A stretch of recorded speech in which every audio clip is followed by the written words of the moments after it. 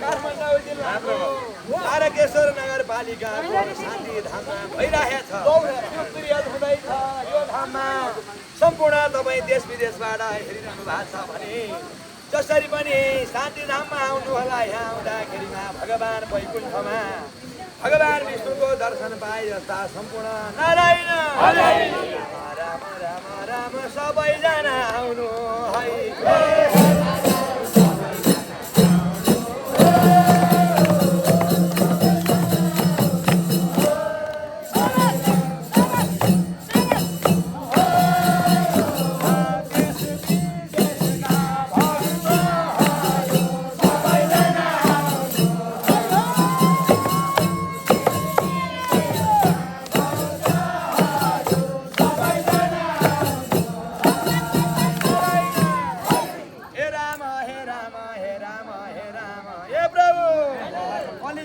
सबैभन्दा ठुलो कुरो भजन कीर्तन भन्दा ठुलो अरू केही छैन।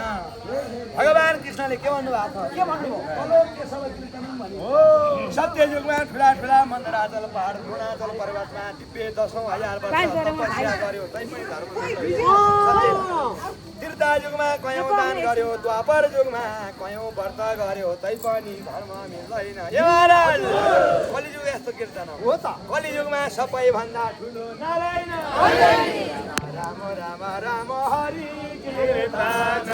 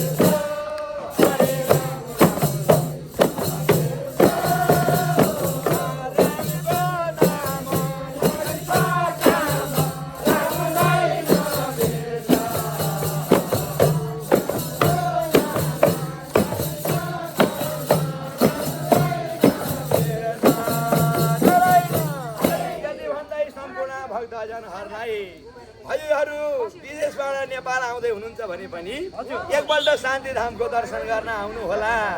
नेपालमै हुनुहुन्छ काठमाडौँमा हजुरहरू घुम्दै हुनुहुन्छ भने पनि एकपल्ट यो काभ्रे स्थलीको रमणीय स्थानमा यो चाहिँ जब मगरीमा बदरी नारायण भगवानको नारायण हे हरि पाउँछौ